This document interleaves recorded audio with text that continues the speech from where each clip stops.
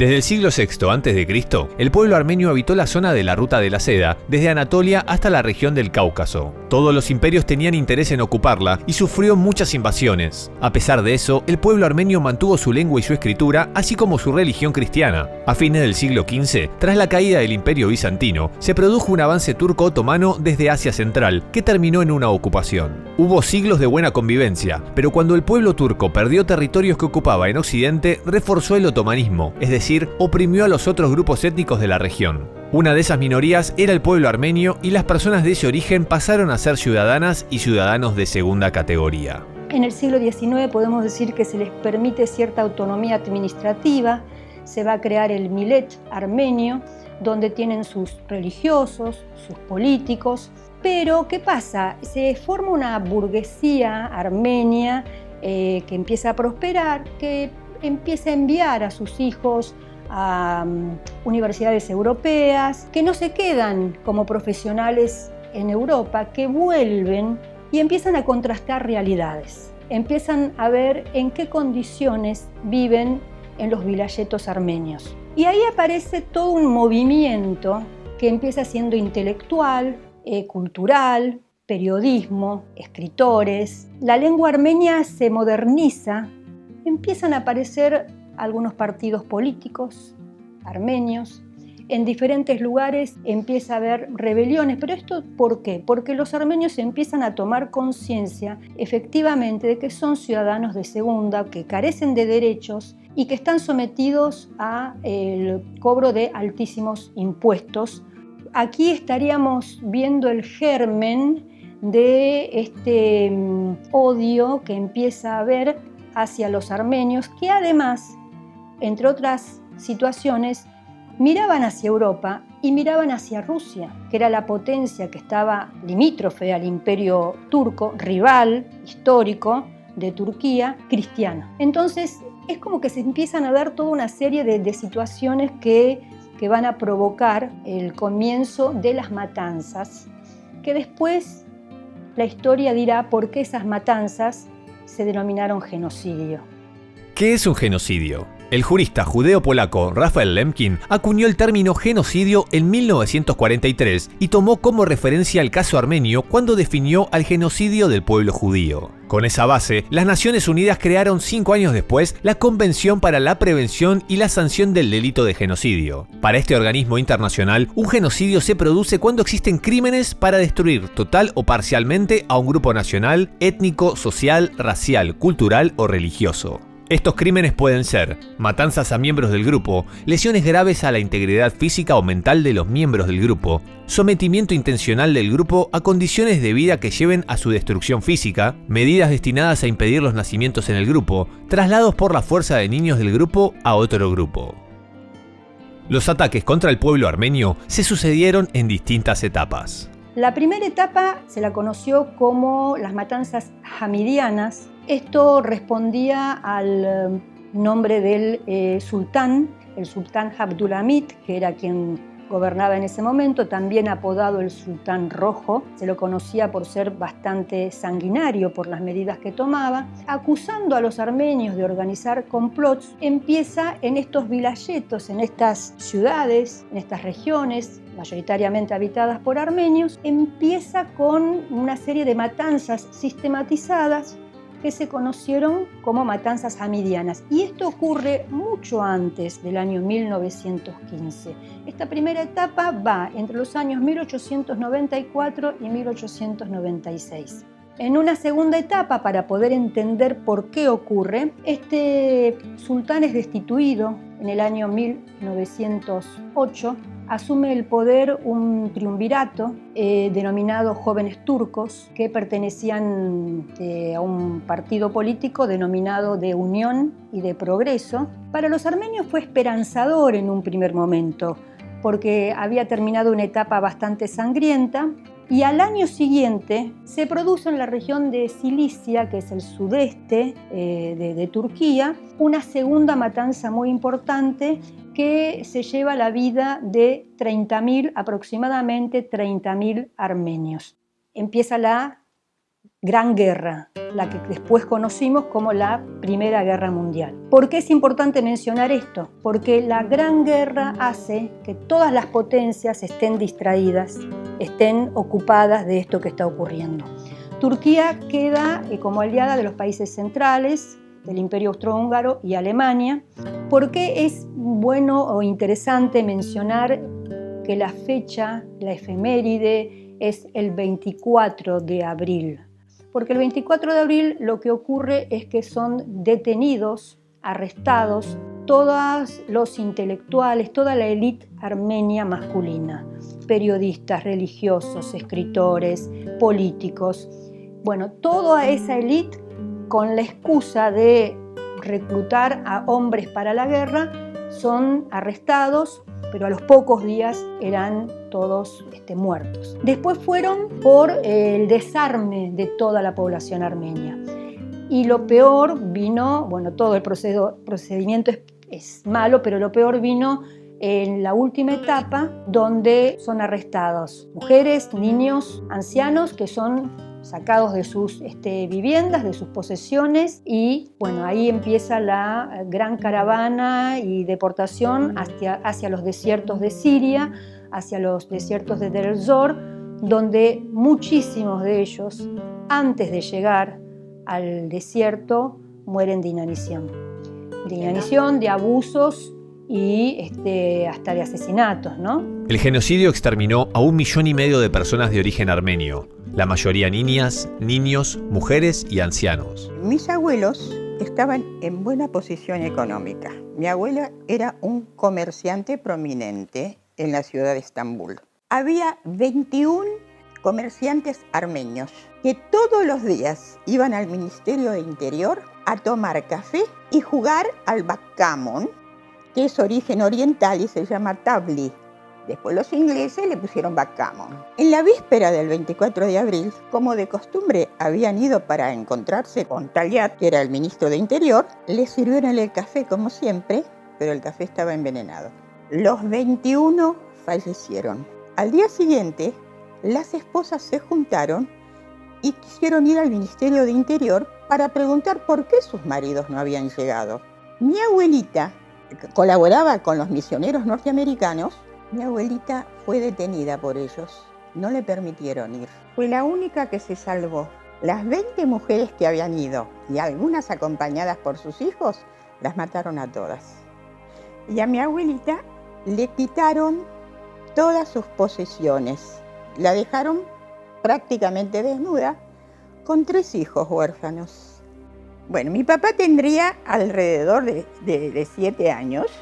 Antes de la Primera Guerra Mundial empieza ya una lucha greco-turca. Y ahí los turcos reclutan a mi abuelo, que era sastre, y lo llevan para que confeccione los uniformes de los soldados. Ese hecho salva a mi padre y a su familia, los salva de la deportación, porque cuando comienzan los turcos a asediar a los armenios, mi abuelo, desde Constantinopla, consigue mandarle una carta en donde les advierte en forma oculta que se vayan, que salgan.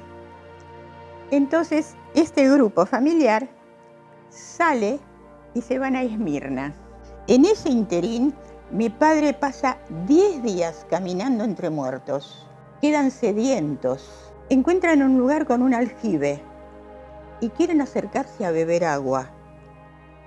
Un soldado turco los detiene, corta el hilo del aljibe para que se caiga el balde y le dice: no, ustedes no pueden tomar porque esto es para los caballos.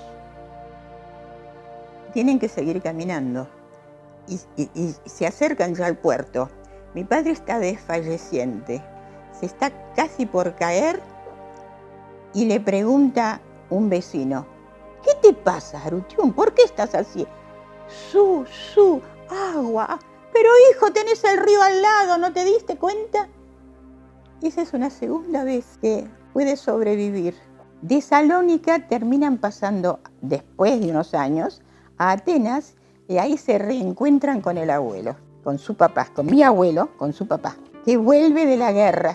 se consigue la forma de poder llegar a América. Los padres de Mary se comprometieron sin conocerse personalmente cuando la madre vivía en Constantinopla y el padre en la Argentina. Apenas arriban a Buenos Aires, se tienen que casar, porque si no, no los deja bajar del barco. Entonces en la aduana se casan por civil, en el 22 de febrero, que llegan del año 35. Ahí es cuando mi abuela, mi mamá y mi tío pisan la Argentina. Las personas armenias que lograron salvarse se refugiaron en Siria, Grecia y algunos países de Europa del Este, y en una segunda etapa cruzaron el Atlántico y llegaron a América. La Argentina es uno de los países que los recibió. Todo este proceso se conoce como diáspora. Estos crímenes, que afectaron en mayor o menor medida a todas las personas de origen armenio, fueron ocultados desde el principio. Hoy sabemos que hubo y sigue habiendo negacionismo, es decir, el rechazo a aceptar una realidad empíricamente verificable. El negacionismo comenzó al final de la Primera Guerra Mundial, cuando se desintegró el Imperio Otomano y se destruyó información. El nuevo gobierno de Turquía enjuició a los jóvenes turcos, pero no los extraditó, y el juicio quedó en la nada. Unos años después, cuando se conformó la República de Turquía en 1922, el primer mandatario, Mustafa Kemal Atatürk, tomó medidas para negar el genocidio. Una de ellas fue convocar a un grupo de académicos para reescribir la historia, y otra fue latinizar el alfabeto para que las nuevas generaciones no pudieran leer los textos antiguos. El actual gobierno turco sostiene medidas estrictas para perpetuar el negacionismo. Quisiera dedicarle 2 palabras para mencionar todos aquellos países, aquellos estados y organismos que sí han aceptado y hoy reconocen el genocidio armenio.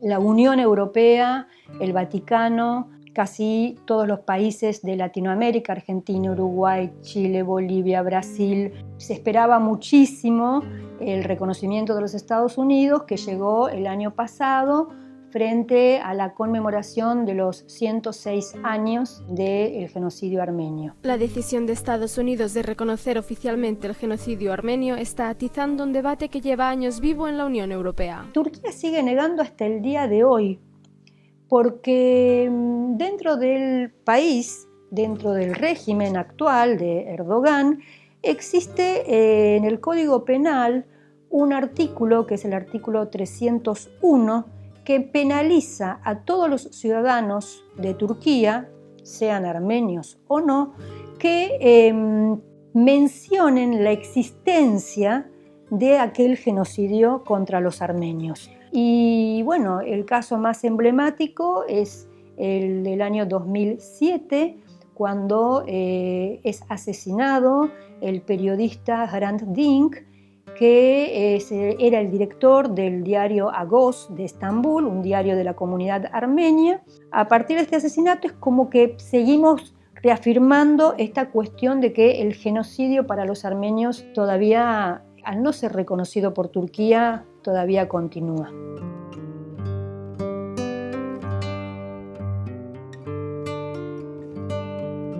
El genocidio dejó consecuencias tremendas en las distintas generaciones que se fueron sucediendo.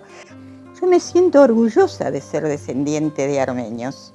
Bendigo al cielo y a mis padres que llegaron a la Argentina, porque esta es un verdadero país bendecido por el cielo, bendecido por la naturaleza. En la República Argentina podríamos decir que es uno de los pocos, prácticamente el único país donde los 3 poderes del Estado reconocen el genocidio armenio. El primer presidente que menciona la palabra genocidio armenio fue Raúl Alfonsín en el año 1987. Han llegado a nuestra tierra empujados por acontecimientos dolorosos, en momentos durísimos, quizás de los más duros que ha debido sufrir un pueblo todo, como fue el genocidio de los años 15 y 16.